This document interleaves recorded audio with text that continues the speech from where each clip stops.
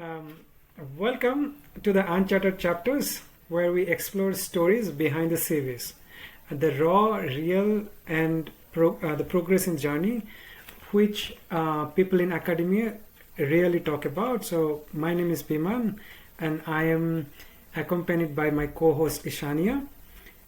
We have this conversation with someone who has broke the conventional path and rules that academia usually follows and still made it to the international academia.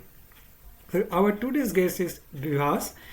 Bivas, can you start talking about who you are and a bit about your journey so that everybody can learn from your story? Yeah, thank you, Biman and Ishanya, for inviting me to this podcast.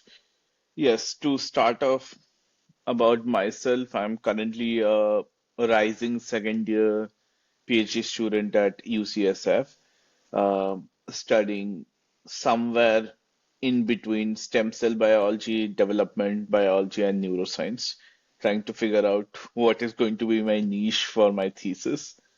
And to start off my journey, I would say my journey began when I decided that I want to pursue, I don't want to do medicine.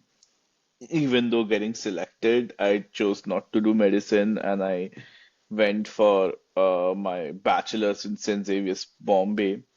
And from there onward, I was very interested towards research, not on any particular topic, but with the idea that there's so much to think about beyond the books. I think that was fascinating for me. And I was very picky in terms of when I was in undergrad. Like there were some good co classes that I like, and there were some classes I just used to sleep in my classes because I was like, I don't like these classes.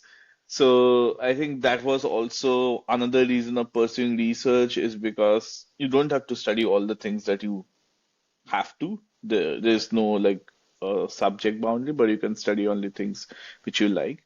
From St. Xavier's Bombay, I think that was a huge and great stepping stone for me because it exposed me to a lot of things in terms of I grew as a person, I grew as a researcher, and that made me to apply to masters abroad, and I eventually shifted from St. Xavier's Bombay to do my master at LMU Munich. LMU Munich was my first time in abroad, so it was very new. The conventional way of teaching changed a lot when you move from India to Germany, and I started liking the research more in terms of how it looks actually in like bigger labs. And I was also very interested to go because the field I was interested in working was hugely established in US. So I was also actively looking for places where I can go to US to do my thesis. So that's how I landed to Yale for my thesis as a Dart fellow. And from there I started applying PhD because I was mostly thinking about PhD and that's how I landed to UCSF. So this is briefly how my journey looks. Yeah. Wonderful. I think there's a quite relief, like you kind of lived almost every Indian student's dream, right? Like India, then Europe, then US, and you also got to move to US while you were doing your master's. So that's really fascinating.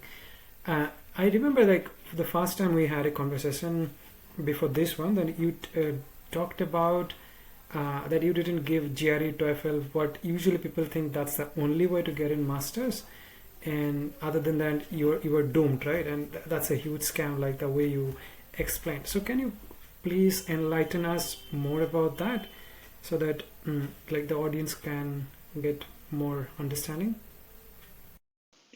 Yeah, so that's a very good question. So when I started off, like even looking out for information that how can I go abroad in general, there was all this common notion, I would say, like if you ask any person in general in India, They will say, oh, you need to give GRE, you need to give IELTS and TOEFL, you need to have publications, you need to like, be have certain amount of money to pursue masters. So I was so first thing is me being very lazy that I don't want to prepare for any of these exams.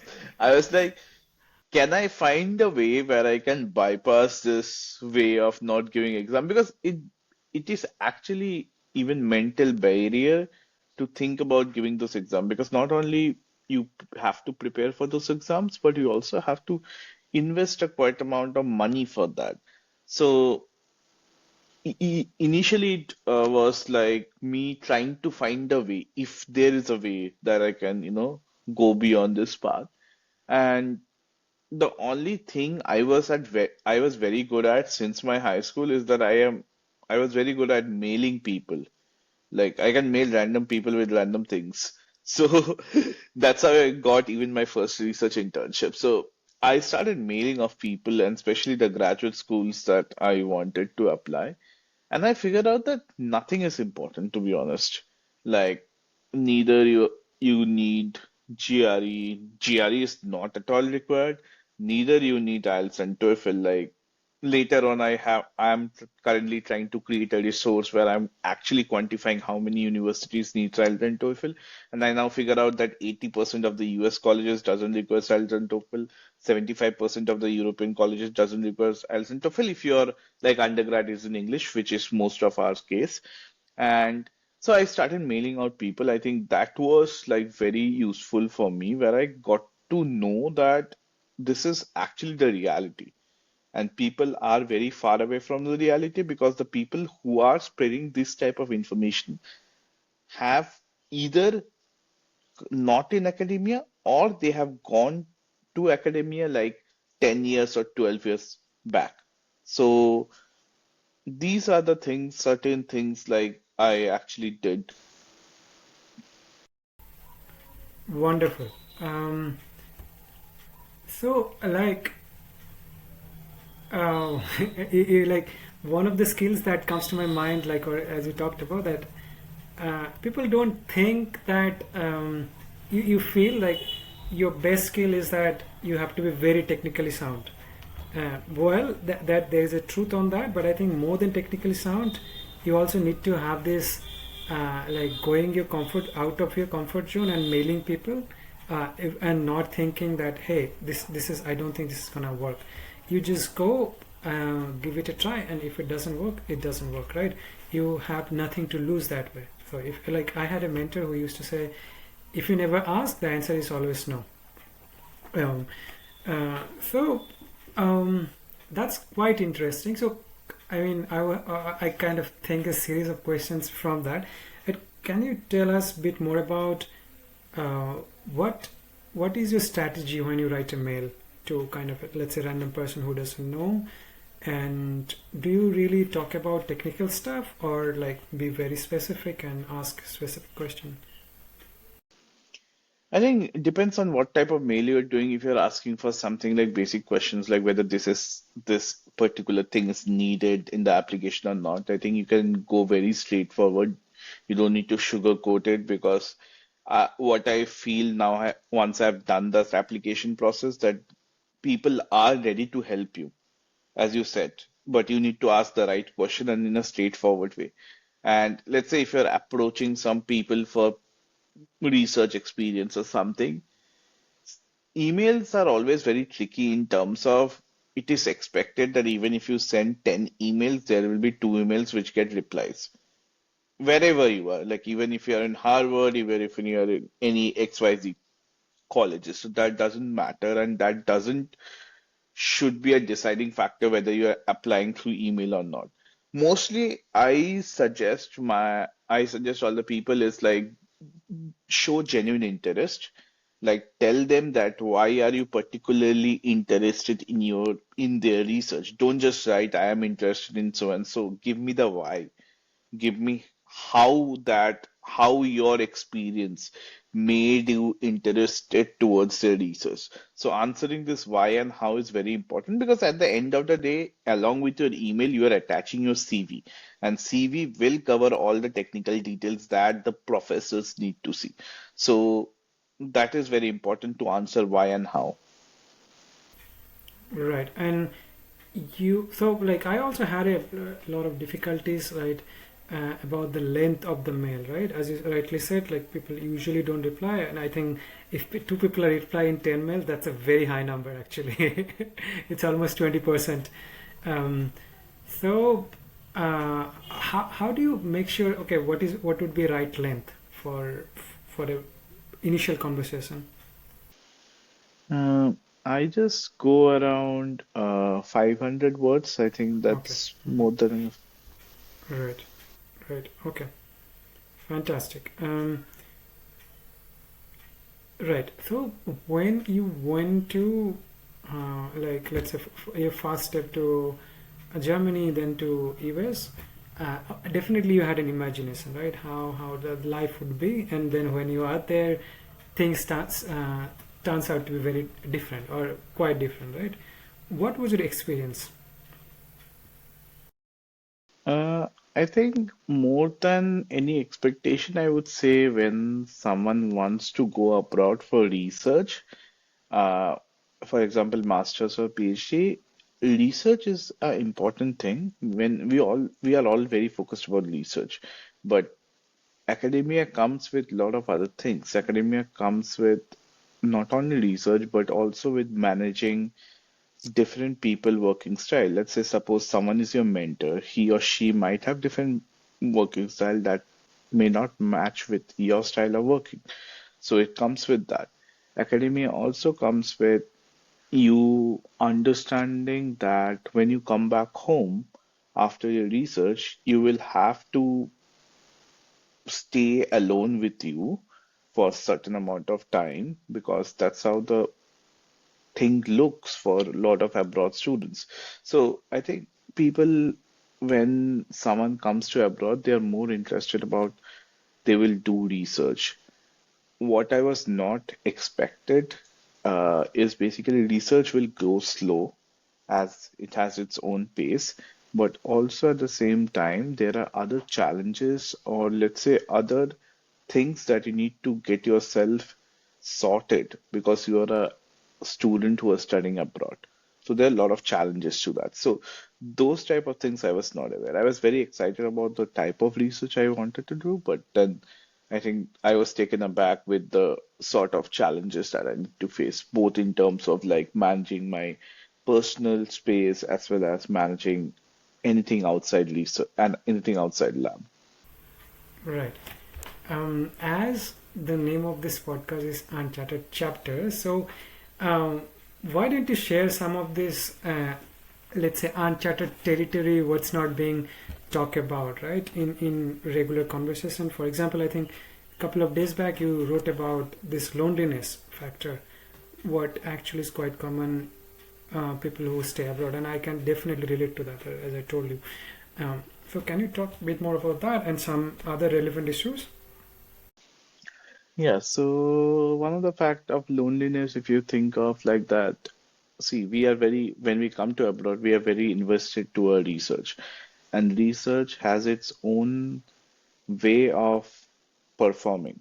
It will not go according to your way. It will have its own hurdles, it will have its own struggles. And since we are very much invested in research, so if our research, let's say if we have something which is a failed experiment, or if we have something which is like not working according to what we want, we end up taking that thought with us when we are going outside the lab as well. So I think that is one of the major reason I had when I was like, since I was very interested in doing something, so I had when I went back home. And actually, what I felt later is that that thought is being spiraling out inside me, creating a lot of, because I don't have anyone to share it out. If you speak out your thoughts, you will end up, venting out what you're feeling.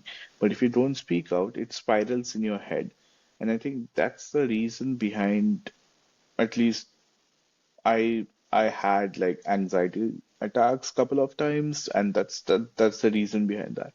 And I think loneliness, when I talk about loneliness, I talk about loneliness from this perspective, that when you have some thought in your mind and you don't have anyone to share, because not only you take time to make friends, you also have to adjust time according to your like Indian time set because of the time change.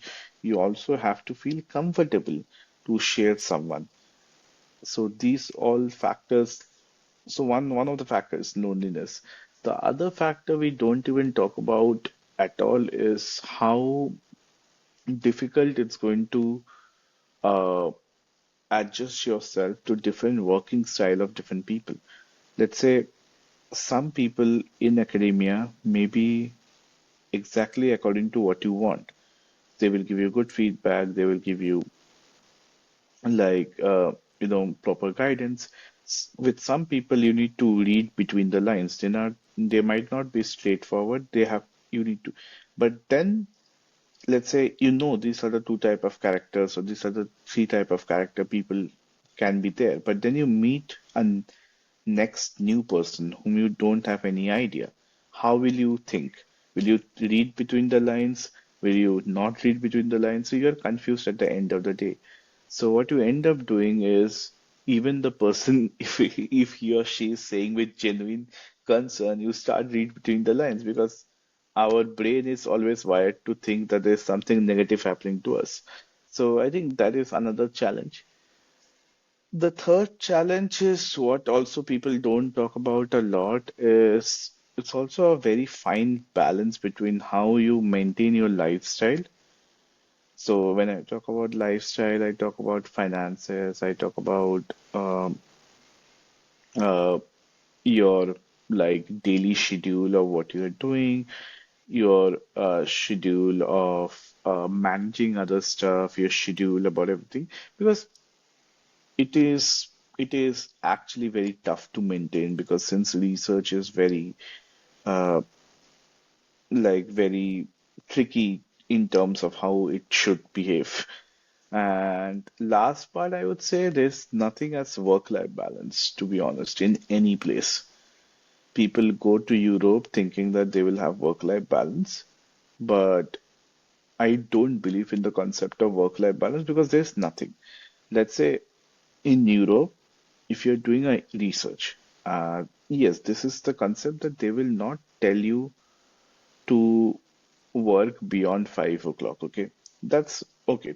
But if you are not working beyond 5 o'clock, and let's say if you have an experiment and you say that I want to do it next day, they're okay with that. But you are doing at a cost of your experiment again. So you're doing at a cost of your experiments. So you can have a good work-life balance, but then on what cost you are doing. Nobody, even in US, no people tells you to work till 12 p.m. or 12 a.m. No people tells you to work. It's you who should drive uh, your work. For example, I have observed this very carefully. Work-life balance only apply to those people who have a backup. For example, a lot of the European people, when they talk about work-life balance, they talk about because if they are following a certain work-life balance in US, once they go back to Europe for a job, it's easy for them to get a job in Europe because the job, uh, like the open position for the jobs are more, the supply is less. But for us who are Indians, if we have a decent profile, if we come back to India for a job, it's always going to be difficult because, again, the number of application that we get in Europe, in India for job application is huge. So I think work-life balance is very contextual.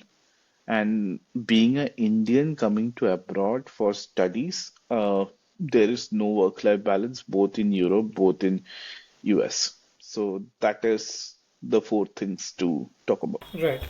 So I think one, like four things that I have understood is that frustration with research sometimes because like no matter how smart you are, your research would not go as per plan, and that's why it's called research, right? Because you are going to an uncharted territory. Number two is that, um, and it's true everywhere, but you have to deal with different types of people. Some people would be very up for like straightforward. Some people are like not very straightforward, telling things that you have to kind of read between the lines.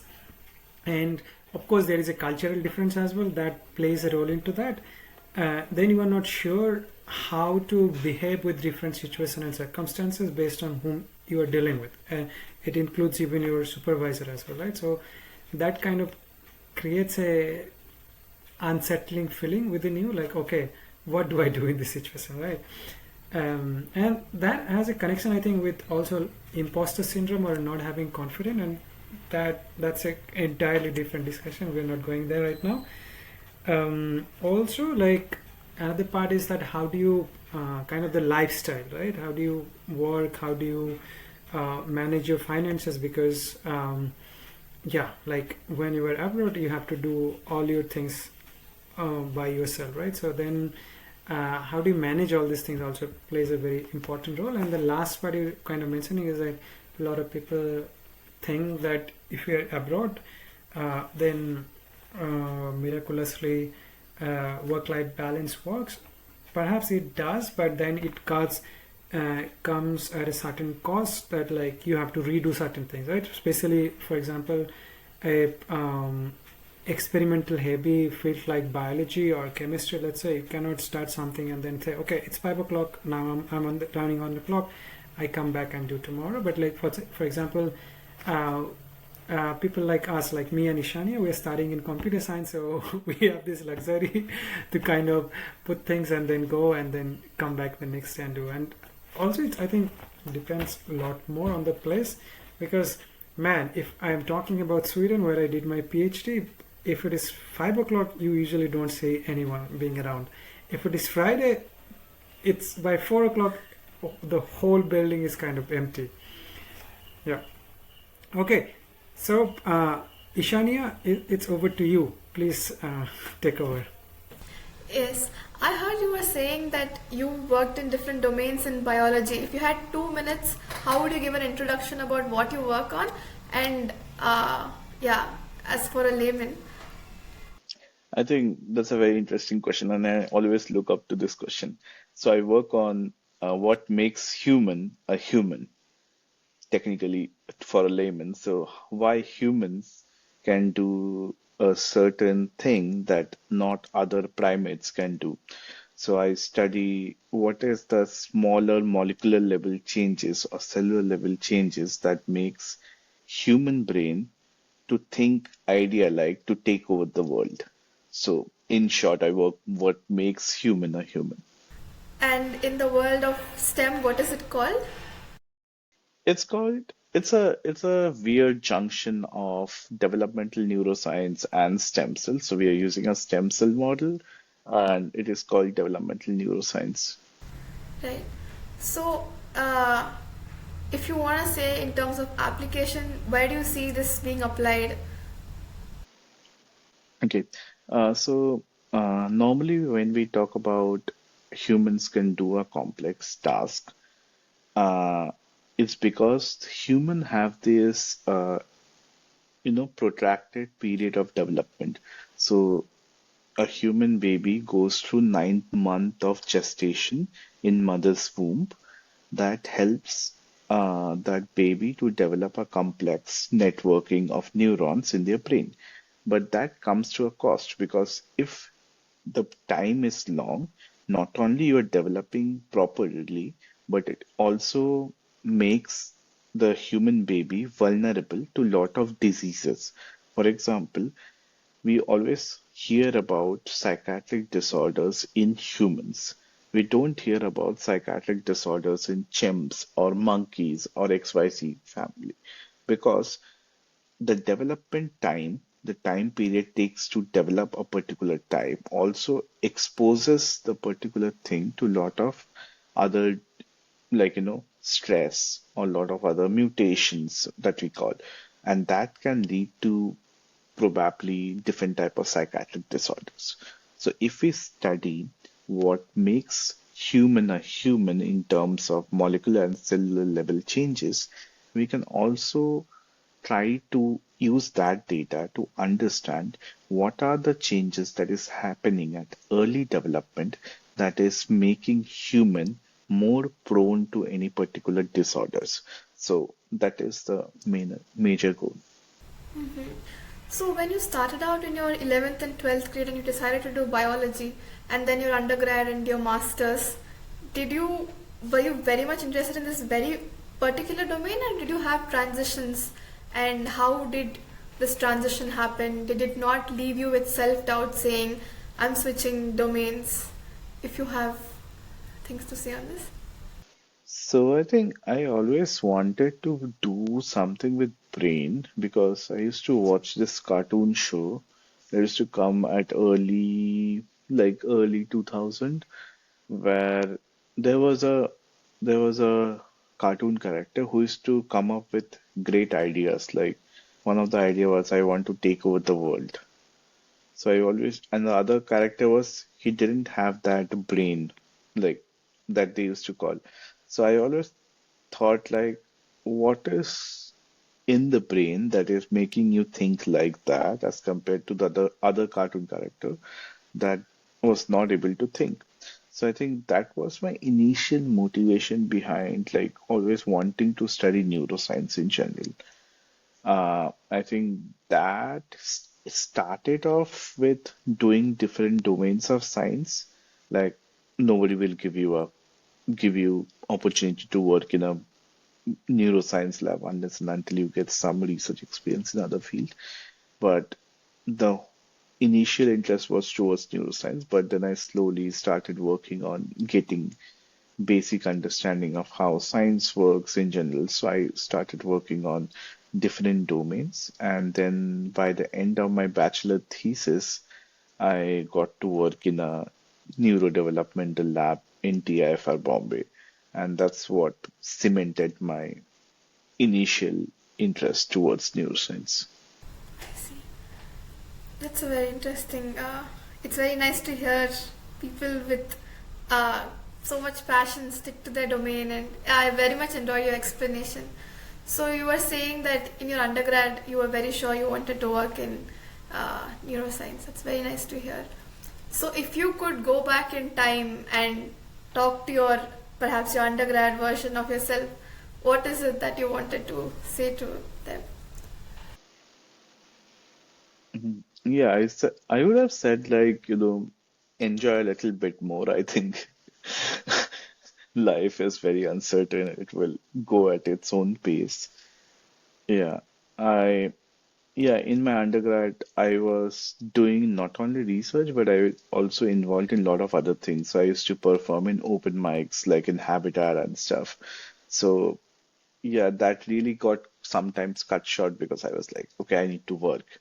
So I would have done that more, maybe. So I think, yeah, to take some time off. So I would say that. You also mentioned that you worked across multiple labs in India, Europe, and the US, right? So, what are the what are things that people should look in about different lab cultures? Um, what do you think are good lab mates? The environment is research collaborative. How different is it across India, Europe, and the US? I think research, anywhere you do a PhD journey will stay as PhD first thing. It will not gonna change. And every area or every place will have some pros and some flip side of it. So, for example, if you're doing some research in India, the biggest advantage of yours that you are in a familiar situation, you're in a familiar setup. And yes, it comes with a cost that if you're in a familiar setup, since the R&D is still in a developing phase in India, a lot of your research is little lagged behind. But so you need to figure out what are your priorities. Are your priorities to stay in a safe place and in a familiar setup, or is your priority is your research? So I think that we should keep in mind. For example, in Europe, again, Europe is very much like open about everything. They are very chill. Then again, the lab culture comes in very, very much open to adapt to new lab cultures. But then again, it also comes with language barriers. Like if you want to indulge yourself in a lot of other activities outside the lab, you need to have that language hold. So, are you willing to learn that language? You should ask that. Are you willing to be treated? So, in Europe, even the PhD is treated as a worker. You're not treated as a student. So, are you ready to do that? Then again comes to US. US always comes with a lot of, how do I say, a lot of work in general, but then there's a lot of uncertainty with the current scenarios that is happening. So I won't say that because for me, what I found that there are equally good mentors in all the places, there are equally bad mentors in all the places. So that was never a deciding factor for me. For me, the deciding factor was if the place offers me XYZ as the best thing and ABC as the negative things, how can I rank those things in my priority list? And I think I go with that rather than any one particular thing being a decisive factor. It's very nice to hear. So, staying in this lines, what are some things that happen in academia, the real experiences that should be talked about, but it is not openly discussed? Yeah, one thing very, very true that academia is not all about achievements. We don't talk about what is the process of getting that achievement. First thing. Second thing is when you join a lab, you can't start from day one. You have a growth, you have a growth phase, and the growth phase is very difficult. There's a very good quote from Zakir Khan, and Zakir Khan said that in life there are two chapters, and chapter 17 of your life is very bad. And if you delete chapter 17 of your life, chapter 64 of your life will also get deleted, which is the highest phase of your life. So I think academia is all about that. It builds on the initial chapters, which are like very difficult, and then you get to the chapter which is like high point. And what we see, since we are very much today into the social media, we follow only the chapter 64 of the academia, which is like, cream part. People are saying, okay, I published a nature paper. Tell me the journey behind the nature paper. Tell me how many experiments you have failed. Tell me how many times your supervisor shouted on you for not getting that work. So I think that is one of the biggest thing that people don't talk about. And a second thing I also feel when I was selecting my career as a PhD or being a researcher that we don't have a lot of examples about why research is can be a career or why there's a domain of research out there. So that also comes with since people are very busy in their own research, they don't want to tell like their life story. So lack of example in the society is one of the other thing that academia is lacking.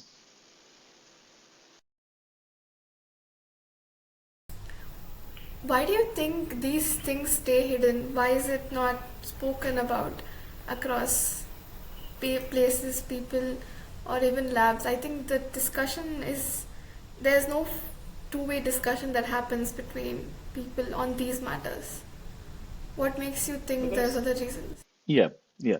I think Ishanya talked about a very important thing that why people don't speak up. I think the journey is full of insecurities and vulnerabilities, and no one wants to share that and talk about that because they always have this fear that if I speak about this, these were some things which are my weak point, and people might take advantage of that.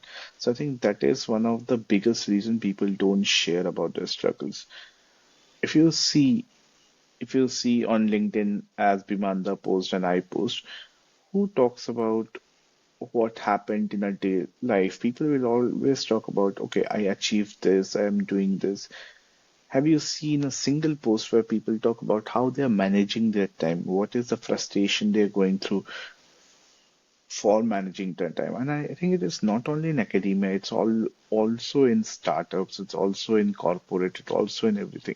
But since we have more people in corporate, more people in startup, things are coming up a lot faster as compared to what is in academia. So I think that is the bottleneck behind people not sharing a lot of the vulnerabilities.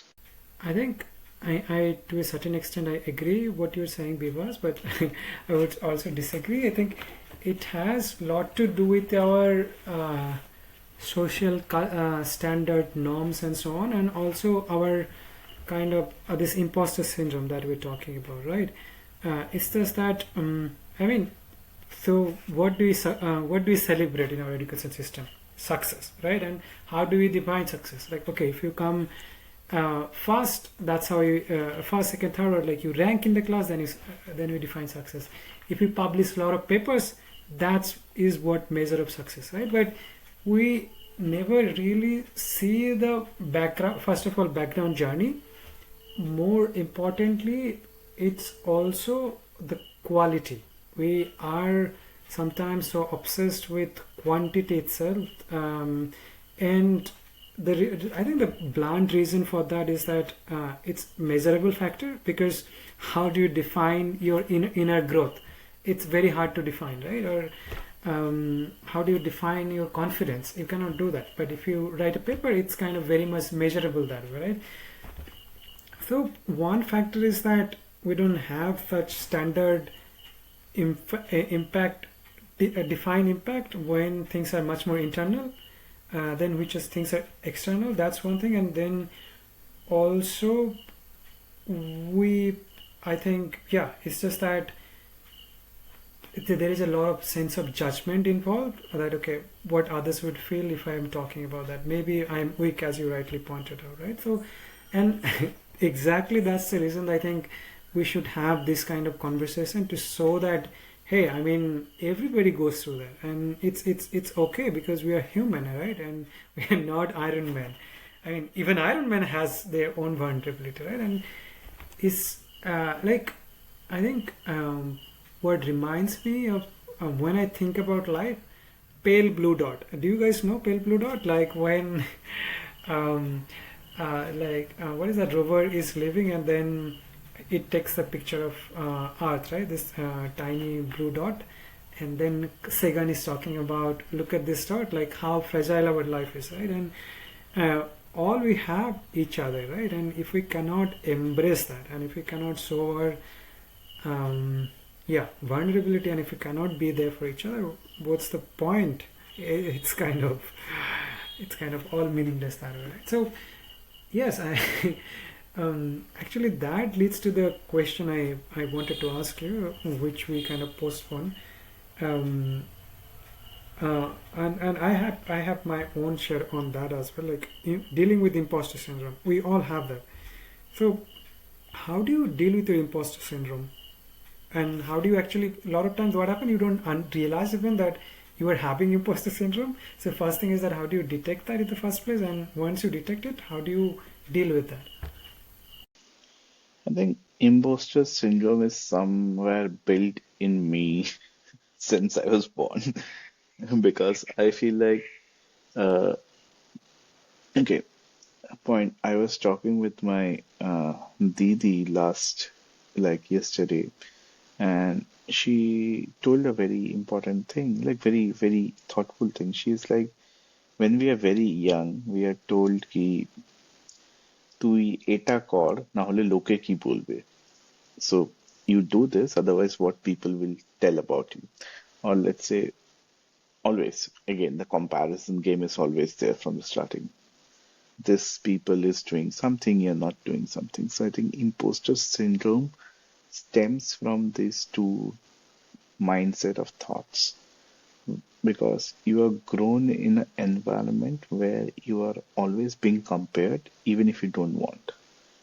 So And research is very unique journey to it because you can't compare. Let's say if I start comparing myself to a person who is doing a bioinformatics or a computational engineering research where you guys are, doing so many things, I would feel in depression every day because it is not comparable. Every journey is very difficult. Every journey is very different. So I think realizing to this takes huge lot of time.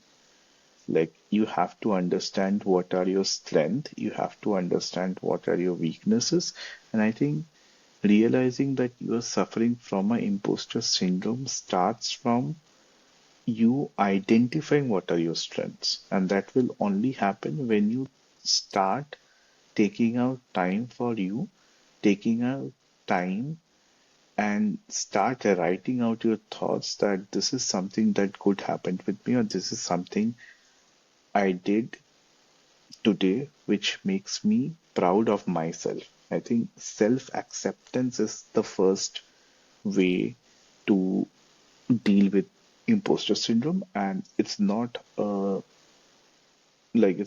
thing that will happen on one day. It's a journey. It happens throughout every day and throughout a long period of time. So I think I so when I was very young and when I was in high school as well, so I always wanted to outcompete everyone. I have this competitive nature. I wanted to outcompete people. I was like, I have to do better than this. I have to do better than this. I have to do better than this. And eventually, now when I'm at this stage, when I know that what is the top ceiling I can touch in academia, I can become a professor. I'm already at UCSF, which is like pretty high school. The most high school, and I go, it's like, these are again the top school. I don't have anything on top of this. I'm hitting the ceiling. Then you need to think.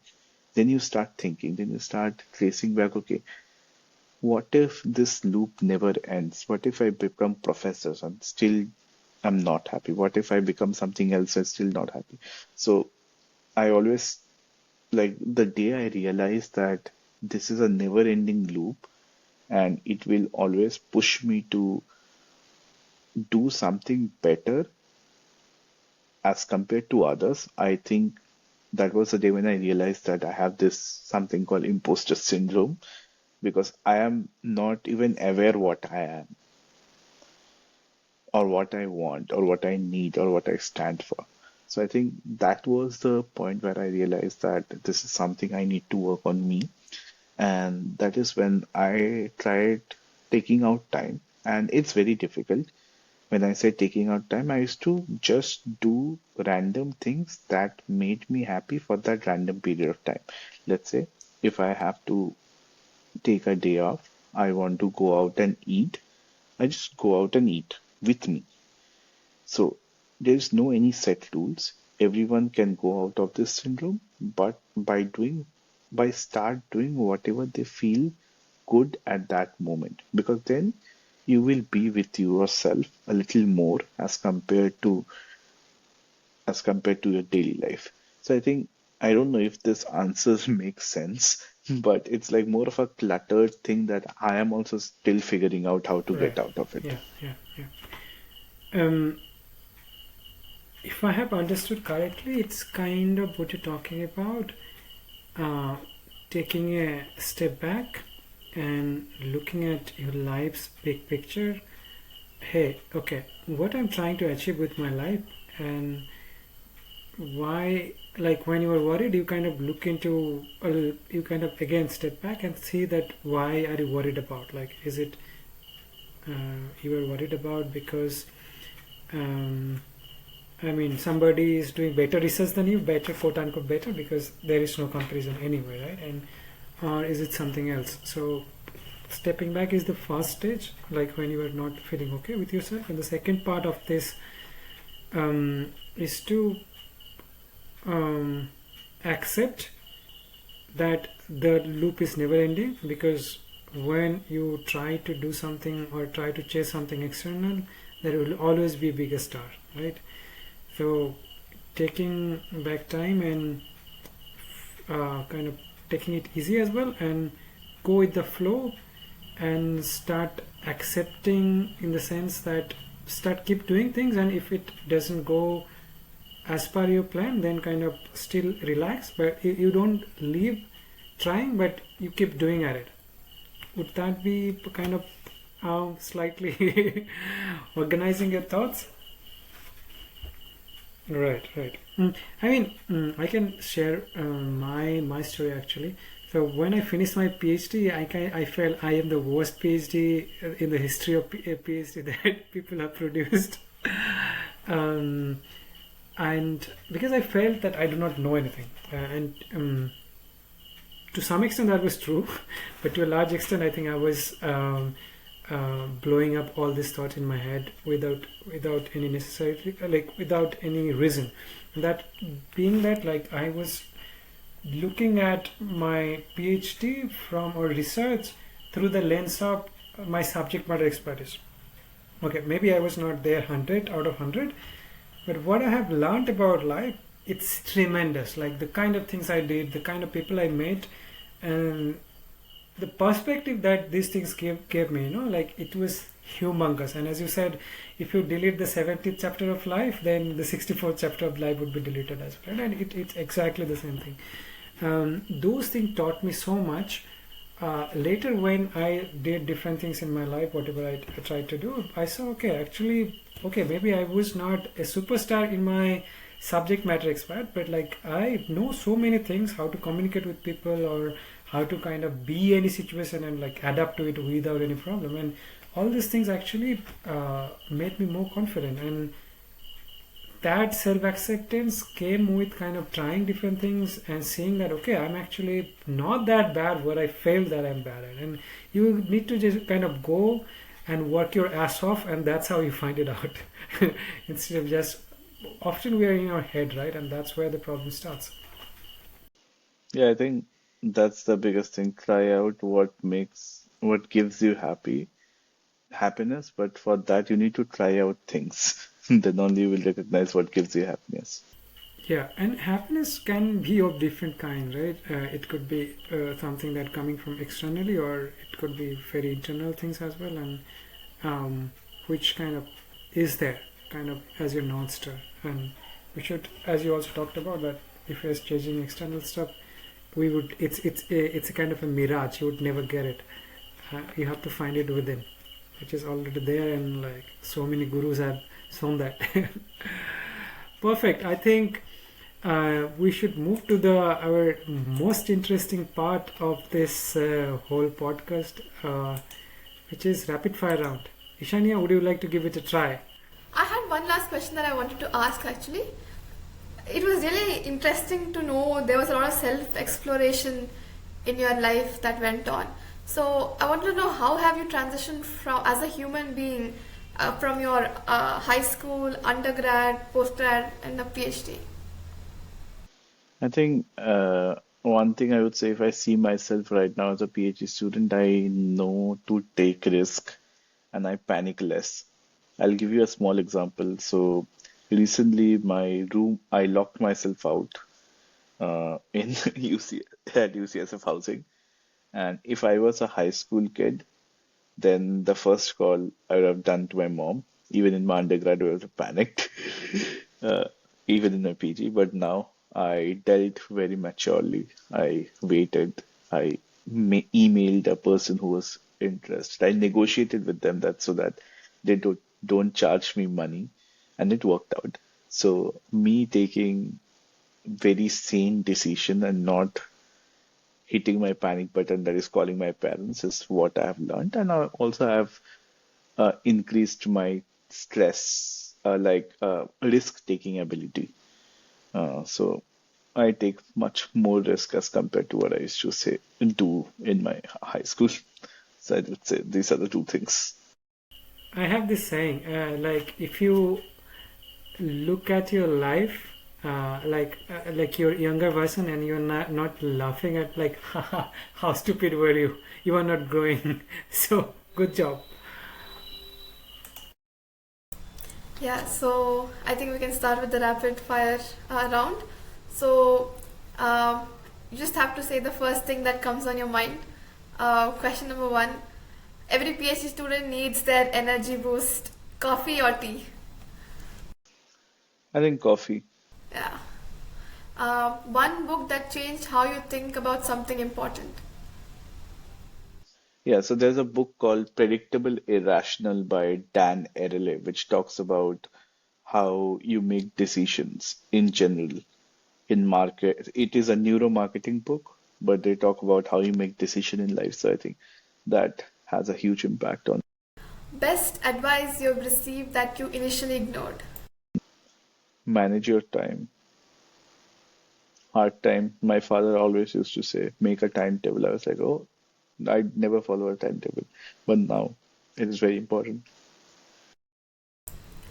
If you could ever have dinner with any researcher or academic, living or dead, why would it be? Who would it be, and what would you ask them? I think I would do with APJ Abdul Kalam because I always got inspired to science through him. And one thing I would have asked him, like how he carried his vision from lab to make an impact to the society.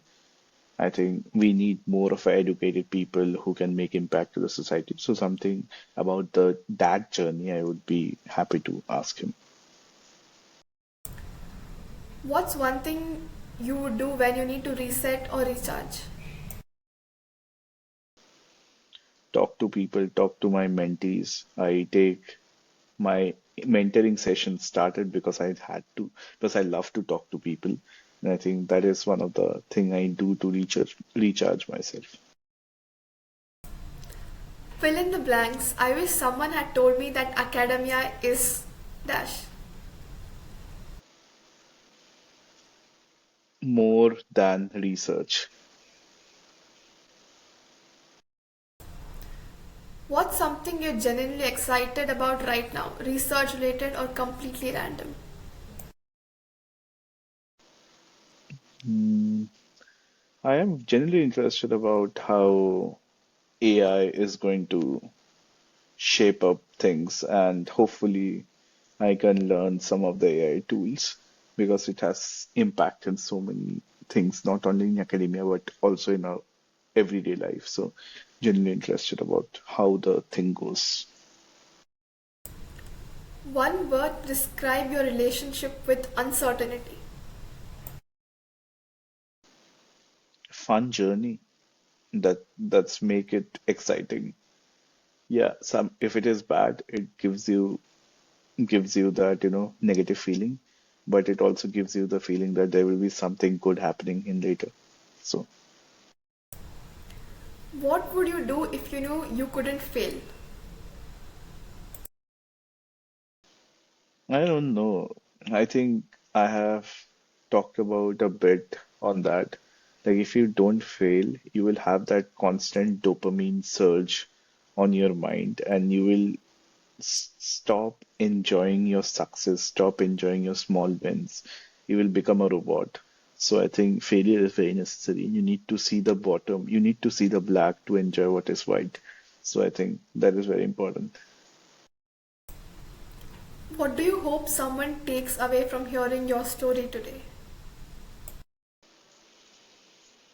Uh, don't plan much, be open, and reach out to people whenever you need help. So I think, yeah. Thank you for sharing your story so openly about the real journey that is not just achievements but the human experience behind them. I think anyone who's felt like their path doesn't fit the conventional mold or who struggled with loneliness while pursuing their dreams will find so much to connect in what you have just shared. Before you close, is there anything else you want to add or something we didn't touch upon that is important that you feel is important to share with the audience? No, I think you have asked some of the questions that are not conventionally asked about, what are the vulnerabilities, what are like things beyond research. I think we should talk more about that in terms of in other podcasts as well. And also academia, if you're coming to academia, you always need to understand it will be always under celebrated domain in every part of the society, whether you are in US, whether you are in India, whether you are in Europe, it's always going to be a under celebrated path. So if you're coming to academia, make sure in your mind, don't seek validation uh, from other people, don't seek validation from society. I think that is very important for all of us to realize that. And if you don't seek validation, you will be very happy in your life. So I think that is one thing. Perfect. So to everyone who is listening to Bivas' story, I mean, we would put it online in YouTube and also in what is this other platform called again? Spotify, right? So if you have any questions, so you can put it there. Also, we would put Bivas's LinkedIn and our mail ID as well. If you have any question or if you would like to have any special guest who would be willing to talk about Uncharted chapters, we would be very happy to talk to them. So yes, we are looking forward to have more conversation. I hope this first one creates a great impression in your head. And yeah, we are looking forward to your comments. Thank you, Bivas. Thank you so much, Bimanda and Ishanya.